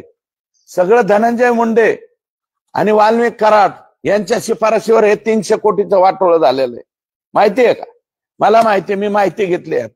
सगळं वाटोळं यांनी केलं. याच्यावर अजून प्रशासक नाही. 15 महिन्यापासून गुन्हा दाखल होऊन गेलाय. का प्रशासक येत नाही? धनंजय मुंडे साहेब का प्रशासक येऊन देत नाहीत का? तर हे पैसे घेतलेले 3 कोटी, 2 कोटी, 5 कोटी सगळे बगलबच्चे हे धनंजय मुंडे आणि वाल्मिक कराड यांचे पिलावळे सगळी. आणि हे इतके खतरनाक आहेत हे काही लोक, म्हणजे मी सगळे नाही म्हणत, अशी टाळी वाजवणाऱ्यांकडून सुद्धा पैसे गोळा करीत होते. तृतीयपंथीयाकडून पैसे गोळा करतात. म्हणजे हे खालचे कार्यकर्ते बरं का, मी काय वरच्या ह्यांना म्हणत नाही. मग स्वतःचे कार्यकर्ते कोणाकडून पैसे गोळा करतात हे जे माहित. मग माझं म्हणणं आहे की 300 कोटीचा डल्ला मारून हे लोक फरार आहेत. यांचे दुकानं कसं काय चालू आहेत, यांचे व्यवहार कसे चालू आहेत, म्हणजे एकदम बिनदिक्कतपणे यांचे व्यवहार चालू आहेत. आणि यांच्या दुकानात जर कोणी गोरगरीब माय माऊली मागायला गेली की आमचे पैसे द्या, तर खिदी हसते. म्हणजे या संचालकांचे व्यवहार चालू, यांचे दुकानं चालू. मग पोलिसांना ह्यांचे घरदार, घरातले लोक बिका आणून पोलीस स्टेशनला बसता येत नाही. पैसे कुठून जातात, कोणत्या अकाउंटवरून जातात, हे तपासायचं काम कोणाचं आहे? परळी पोलीस म्हणजे फक्त यांनी सांगितलं तेवढ्याच कारवाया करायच्या? ह्यांनी सांगितलं बापू आंदोळेच्या खून प्रकरणाच्या वेळेस 8:30 वाजता घटना घडली, फिर्याद देताना 7 वाजता दाखवली. 8:30च्या वेळेस बबन गीते हा वैद्यकिनीच्या हे नाही का टोल, बबन गीते तो काय माझ्या पक्षाचा नाही, परंतु बबन गीते इथं होता. कोणता? वैद्यकिनीच्या टोलवर. आपण जाता येता बघता ना, टोलवर होता त्यावेळेस तिकडं खून काढला, तरी बबन गीतेचं नाव 302 मध्ये. म्हणजे तुम्हाला फक्त, आणि त्याच्यामुळं खुनाचा कालावधी 1.5 तास मागे सरकेला FIR देताना. यांचं काय लक्ष आहे? बोगस कर्ज प्रकरण यांचेच अफाट आहेत. तुम्हाला सांगतो, एक 6 लोकांनी फिर्याद दिली. लक्ष्मण शिवाजी तांदळे, सोमनाथ दराडे, तुळशीराम मस्के, शुभम आगाव, पाटील राम दराडे, योगेश्वर अच्युत दराडे. याच्यामध्ये एक मस्के सोडता बाकी सगळे बिचारे वंजारी समाजाचे माणसं. हे काय केलंय ह्या पाठ्याने? हे जे मी पीक विमा घोटाळा म्हणतो, मी जो आकडा सांगतोय 5,500 कोटीच्या वरती गेलाय, त्याचं कारण असे की हे बघा, हा एक पाठ्य आहे, मला चष्मा घालू दे.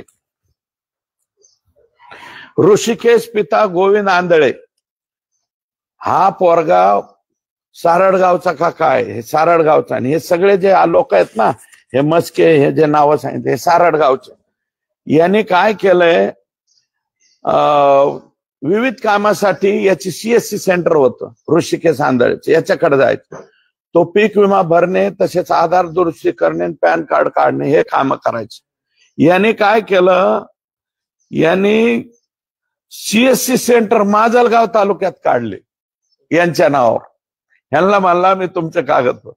यांनी CSC सेंटर लक्ष्मण शिवाजी तांदळेच्या नावावर म्हणजे माजलगावचा रहिवासी दाखवला आणि तिथं एक CSC सेंटर काढलं.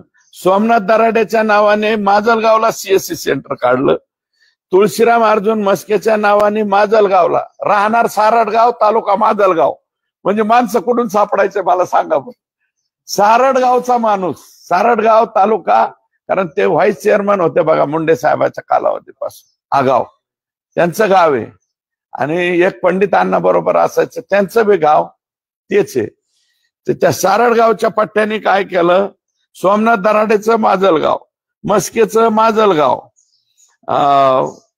सेंटर ID, त्याचे नंबर सुद्धा आहेत त्याच्यात, ह्याचे सुद्धा PDF देतो बाबा तुम्हाला.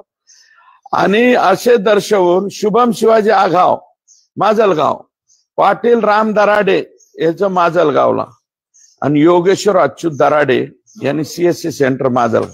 ह्या 6 जणांच्या नावाने CSC सेंटर खोलले स्वतंत्र. आणि त्या CSC सेंटर मध्ये कोणाचे बी गोरगरीब सगळे वंजारी समाजाच्या माणसांचे, जे रोज शेतात राबतात, जे रोज गुरामागे आहेत, जे कधीही रस्त्यावर येत नाहीत, अशा वंजारी समाजाच्या माणसांची नावं टाक. आता ज्यावेळेस धाराशिव जिल्ह्यामध्ये याची तक्रार झाली, धाराशिव जिल्ह्यामध्ये हे CSC सेंटरचं नाव आलं, त्यावेळेस हे लोक फिर्याद द्यायला गेले. हा जो ऋषिकेश पिता गोविंद आंधळे गेल्या 4-5 दिवसापासून फरार झालाय बर का. आणि यांनी कोट्यावधी रुपये याच्याकडं, किलोमध्ये सोनं आहे असं माझी माहिती, आणि गोल्ड मॅन सारखं सोनं घालतोय, फक्त फुगेसारखा अजून शर्ट शिवायचा हा शिल्लक राहिलाय. दर महिन्याला नवीन iPhone बदलतो, अशा प्रकारची सुद्धा माहिती माझ्याकडे आलेली. काय धनुभाऊ. आणि तुम्ही परत म्हणता परळीची बदनामी मी करीत नाही.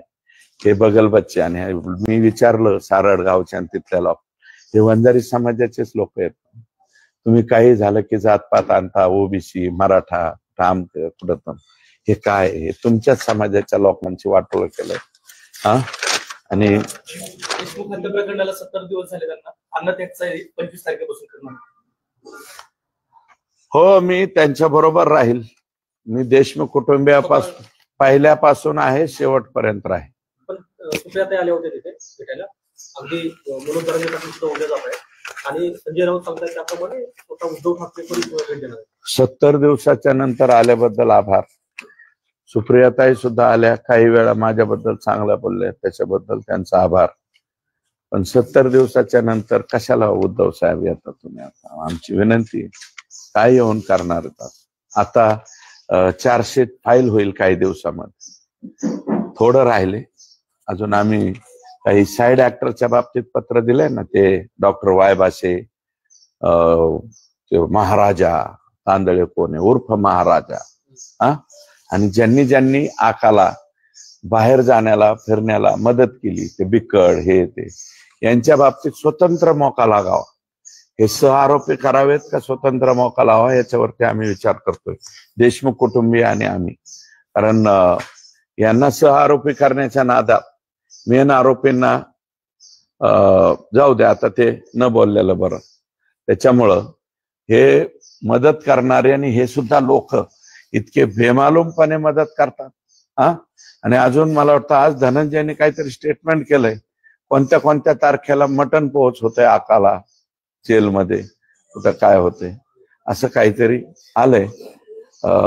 इतकं कसं, पण ते तर शाकाहारी होता आका, मला कसं काय कळा ना भाऊ, का दुसऱ्याला चाललंय, इतरांना, इतर जाऊ द्या, मला त्याच्यावर नाही. देशमुख कुटुंब आणि गावकऱ्यांची बैठक झाली, त्यांचं असं म्हणणं की आमचा प्रशासनावर विश्वास नाही, आम्ही 25 तारखेला आंदोलन करणार. मी त्याच्यापूर्वी जाऊन त्यांचं काय दुमत झालेलं आहे, ते गाव आमचंच आहे, लढवई हे गाव आहे. त्या एका गावाने 2003 ला इतिहास घडवलेला आहे. ते गाव काय सोपं नाही. मासाजोकर आमचेच आहेत, देशमुख कुटुंबीय आमचं आहे. आम्ही एकत्रित बसू, कोणत्या बाबीमध्ये काय त्यांना कमतरता जाणवते तर त्या बाबतीमध्ये प्रशासनावर विश्वास नाही असं कसं, त्यांनी स्टेटमेंट केलं, विश्वास आहे. काही बाबी राहिल्यात, आता तो एक आंधळे अटक व्हायचा राहिलाय, अजून ऑर्डर ह्या बी टीमच्या बाबतीत. मग मी माझी तक्रार लेखी दिली ना ह्या बी टीमच्या बाबतीत. रश्मी शुक्लांना दिले, बसवराज तेली जे आहे, बसवराज तेलींना तक्रार दिली ना ह्या बी टीमच्या बाबतीत, लेखी दिली, ती पण तुम्हाला देऊन टाकतो. अवकात नाही त्यांची आता. जरांगे पाटलांची भेट घेणार आहे नाही, ते माझं दैवत आहे. काल जरांगे पाटील आले असता, ते म्हणले की ते माझं दैवत आहे, समाजाचं दैवत आहे, त्याच्यावरती मी अधिक बोलणार नाही. माझा फोकस हा आता संतोष देशमुख, महादेव मुंडे आणि हे भ्रष्टाचार या सगळ्यावरती आहे. आणि मी हे तडीच नेऊन लावणार आहे. आणि मला आनंद आहे की मसाजोकर आणि संतोष देशमुखचं कुटुंब हे मला वाटतं माझ्या बाजूने बोललं बरं का.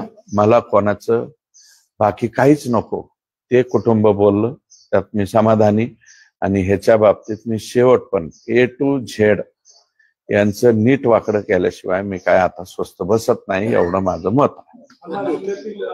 जे गंभीर प्रश्न आहेत, गुन्हेगारी असेल, विकास संदर्भात असेल, या सगळ्यावर आपण सडेतोड बोलताय आणि यावर मुख्यमंत्री काही कारवाई करत नाहीत असं दिसतंय का? नाही, अजिबात नाही. मी हे वाक्य कसं वापरता, ज्या ज्या सभागृहामध्ये मी मागण्या केल्या त्या सगळ्याच्या सगळ्या मुख्यमंत्र्यांनी मंजूर केलं, मान्यच म्हणलंय.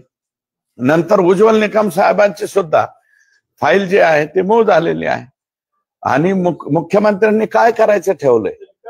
अहो एक मिनिट ऐका, विकास कामाच्या तुम्ही आता विकास ह्याच्यात आणू नका. विकास होत राहील, चालत राहील. विकासाने काय दिवे लागले ते बघताय. माणसं जिवंत राहण्यात तर तुमचा विकास का कुठून आणून कोणाबरोबर खायचा आहे, कशाला खायचा आहे. मुख्यमंत्र्यांनी कोणती बाब पाळली मला एवढं सांगा ना तुम्ही. मोका लावा, मोका लावला. 302 लावा, 302 लावला. ह्यांची संपत्ती जप्त करा, आता जप्त करायला लगेच प्रॉपर्टी अटॅचमेंट चालू केलं. मुख्यमंत्री याच्या बाबतीमध्ये सगळ्यात बाबतीत पॉझिटिव्ह आहे. आणि देशमुख कुटुंबियाचा आणि राज्याच्या संपूर्ण जनतेचा माननीय मुख्यमंत्री यांच्यावरती, देवेंद्रजी फडणवीस साहेबांच्यावरती विश्वास आहे. आणि देवेंद्रजी फडणवीस साहेबांनी मला सुद्धा माझ्या मागे ठामपणे उभा राहिलेले आहेत ना. एवढ्या ह्याच्यामध्ये अगदी ठामपणे जो माणूस माझ्या मागे उभा राहतो त्यांना कसं काय तुम्ही अविश्वास दाखवता. कोणीच अविश्वास दाखवू शकत नाही, महाराष्ट्रातला एक सुद्धा सिंगल पर्सन. राहुल जोटोला, त्याच्यासोबत आता ज्ञानराधा आहे, मासाहेब आहे, तर याची सुद्धा ठेवीदार जे आहेत त्या शेकडो कोटीमध्ये ठेवी आहेत. त्याबाबत 5,000 कोटी आहेत, 5,000 कोटी, त्यातले 3700 कोटी, 3,700 कोटी एकट्या ज्ञानराधाचे आहेत. मी ज्ञानराधा, जिजाऊ, अजून कोण येते, राजस्थानी साईराम, अरे ह्यांना लाजा तरी वाटायला पाहिजे. साईराम, साईबाबांचं नाव दिलंय, रामाचं नाव दिलंय, आणि खुशाल कुणीकडे बी पैसे वापरले. यांच्या प्रॉपर्टी जप्त करून हे सगळे लोक जेलात घालून, आणि याच्यामध्ये मी माननीय मुख्यमंत्री, उपमुख्यमंत्री अजितदादा यांच्याशी बोललोय, रजिस्ट्रारशी बोललोय, आणि केंद्रीय रजिस्ट्रार यांच्याकडे सुद्धा जाऊन आलोय. मी त्यांच्याशी चर्चा केली की काही ना काही, जसं शारदा चिटफंड घोटाळा पश्चिम बंगालमध्ये त्यातला मार्ग काढला होता, तसा काहीसा मार्ग इथं काढावा लागेल. आणि या सगळ्या संस्थांवरती लवकरात लवकर प्रशासक लावून यांच्या आहेत तेवढ्या प्रॉपर्ट्या तरी विकून, सगळ्यात छोटे जे स्मॉल इन्व्हेस्टर आहेत, सगळ्यात छोटी रक्कम ज्याची 10,000, 25,000, 50,000, त्यांना तरी अगोदर पैसे ह्याच्यातून मोकळं व्हावं. कारण याच्यात ऑलरेडी सीडी म्हणजे ईडी वगैरे चौकशा लागलेल्या आहेत. ईडीने सगळे दप्तर यांचं जप्त केलंय. हा, मोहाली नाही, 2000, एक मिनिट आहे, इफ्कोने जो रिपोर्ट जोडलाय ना तो 2022चा आहे, खरेदी 2023-24 ची. ते मिळालं ना. आता ते तुम्ही त्यांनाच, दमानिया ताईंनाच विचारा. परंतु तो जो रिपोर्ट आहे गुजरातच्या एका लॅबचा आहे, 2022चा आहे, तो नाही. आता केंद्र सरकारने सांगितलेलं आहे मोहालीचा आणा, मोहालीचाच आणायला. आम्ही सुरुवातीपासून म्हणतोय की ज्या ज्या तक्रारी बीड जिल्ह्याच्या संदर्भात असेल किंवा संतोष देशमुख हत्या प्रकरण असेल किंवा विकासाच्या बाबतीत असतील, भ्रष्टाचाराच्या बाबतीत असतील, जे लोक आरोप करतायत आमच्या समोर, माध्यमासमोर अनेक वेळा ते आरोप होत आहेत, मात्र लिखित तक्रार कुणाकडनं होती आपल्याला? कारण आम्ही बघतोय आता तुम्ही तर म्हणजे न उचलणार मार्ग. सगळं दप्तर लेखी माझ्याकडे, मी तक्रारी करतोय. मी जेवढे फक्त टीव्ही समोर बोलत नाही, जेवढं बोलतोय मी दाखवतो ना. शुक्ला मॅडम, माझे पत्रव्यवहार दाखवतो, मुख्यमंत्री, आयजी, बसवराज तेली, त्याच्यानंतर म्हणजे सगळ्या ठिकाणी एसीबी, सगळीकडं मी तक्रारी करतोय. हे ऊर्जा निर्मितीचं जे डिपार्टमेंट आहे, जे राखेचा घोटाळा आहे, त्या राखेकडं सगळीकडे तक्रारी माझ्याकडे, अख्खा बंच तयार करून तुमच्या हातात देतोय का नाही, करतो का नाही ते बघा. बाकीचे लोक, मला कोणाला टीका करायची नाही, काय नाही, जे जे सहकार्य करतात, निदान बोलण्याची हिंमत दाखवतात, तेवढे तरी बाद झालं. मी मात्र नुसतं बोलत नाही, मी रेकॉर्डवरती सुद्धा आणतो. सगळे हे आका बाका सगळे जे आहे हे रेकॉर्ड वरती मी आणलेले आहे. यादी दाखवली, बदल्यांची रेट कार्ड दाखवली, हे डील कोण करायचं? हे भामरे साहेबांनाच विचारा. याचे डील मग आकाच ना. अहो ते हार्वेस्टर मध्ये आकाचंच नाव आलं, आणि आका सांगतील तसं करा म्हणाले. 9 लाख रुपये घेतले. काही लोक कंप्लेंट द्यायला पुढे आले, काही लोक नाही. मग यांनी जे लोक टीव्हीवर बोलतील त्याला नेऊन पैसे देते, तुझे किती राहिले धर माघारी. मग त्याच्यामुळे तक्रारी वाढत नाहीत. हो, आता सध्या तुम्ही बघताय की विशेष पथक स्थापन झाले, 60 जणांची आतापर्यंत चौकशी झालेली आहे. त्यांच्या पत्नी त्यांनी देखील यामध्ये मागणी केलेली. तर आता तुम्ही पुढे काय करणार? महादेव मुंडे यांच्या प्रकरणाच्या मला वाटतं आता साबळे आणि एलसीबीची टीम अशा पद्धतीने तपास करतायत. मी डीवायएसपी अंबाजोगाईची ज्यावेळेस नियुक्ती केली ती एसपींनी, ऐका एक मिनिट, एसपींनी नियुक्ती केली होती डीवायएसपी अंबाजोगाईची, त्यावेळेस मी एसपींना फोन करून सांगितलं होतं दुसऱ्या दिवशी, अतिशय ढिल्ला अधिकारी दिला म्हणलं, हे तपास करू शकत नाही.